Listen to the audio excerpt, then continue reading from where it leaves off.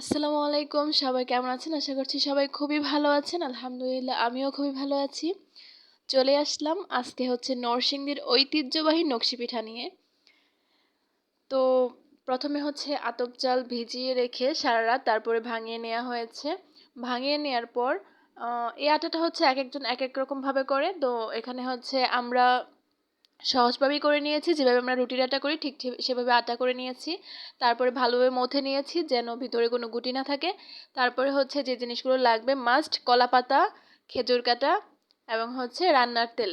তারপরে হচ্ছে এইভাবে রুটির মতো বেলে নেব, কিন্তু খুব পাতলাও হবে না, খুব বেশি ভারীও হবে না। এই পিঠাটার সাথে আমরা কম বেশি সবাই খুবই পরিচিত। তারপরে হচ্ছে এইভাবে আমরা যার যার পছন্দ মতো এর উপর আর্ট করে নেব।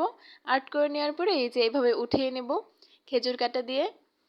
পিঠাটা হচ্ছে খুবই মজার, খুবই মজার। মানে যারা প্রথম খায় ওনারা হয়তো ভাবে যে পিঠাটা খুবই শক্ত, তাদের কাছে ভালো লাগে না, কিন্তু আমরা যেহেতু ছোট থেকেই খেয়ে আসছি, আমাদের এলাকার পিঠা এটা আমাদের কাছে খুবই পছন্দের একটি পিঠা।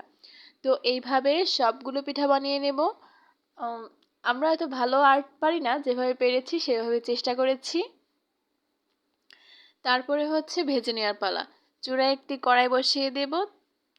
কড়াই গরম হয়ে যাওয়ার পরে যখন তেলটা গরম হয়ে যাবে আর ডুবো তেলে ভাজতে হবে, লো হিটে আস্তে আস্তে সবগুলো পিঠা হালকা লাল কালার করে নেব।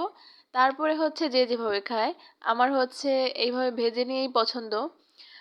গুড় দিয়ে যারা খায় তারা হচ্ছে তারপরে গুড়ের শিরায় দিয়ে পিঠাটা খাবে। দুইভাবেই পিঠাটা খেতে ভালো লাগে, গুড় দিয়েও এবং তেলে ভেজেও খেতে ভালো লাগে। সবাইকে অসংখ্য ধন্যবাদ ভিডিওটি দেখার জন্য। আল্লাহ হাফিজ।